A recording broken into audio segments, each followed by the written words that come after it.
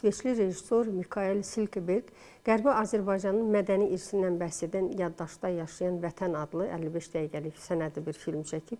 Film yaddaşın coğrafi sərhədləri aşaraq kimliyi necə qoruyub saxladığını araşdırır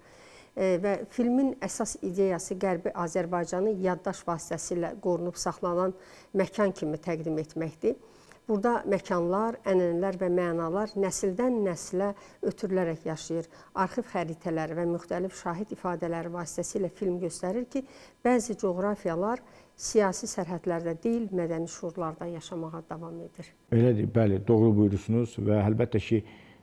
bax bu siz qeyd etdiyiniz kimi bir xarici bir jurnalistin mi deyək, tədqiqatçısının mı deyək, bizim səsimizə səs verməsinin özündə böyük bir siyasi ictimai əhəmiyyəti var. Və eyni zamanda biz də Milli Elmlər Akademiyasının istər tarix institutunda, istər folklor institutunda, istər ədəbiyyat institutunda, istər dilçilik institutunda, digər institutlarda da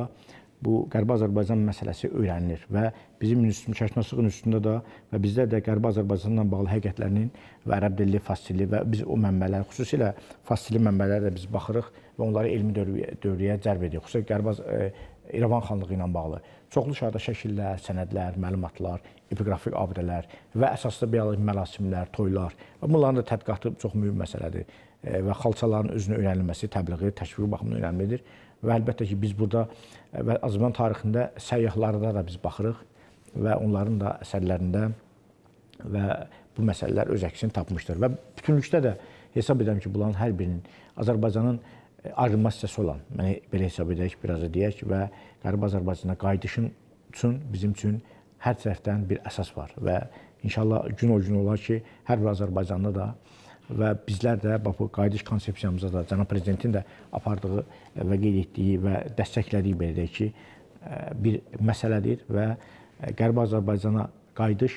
hər bir Azərbaycanlının və xüsusilə hər bir Qərbi Azərbaycanlının hüquqi, siyasi, mənəvi haqqıdır.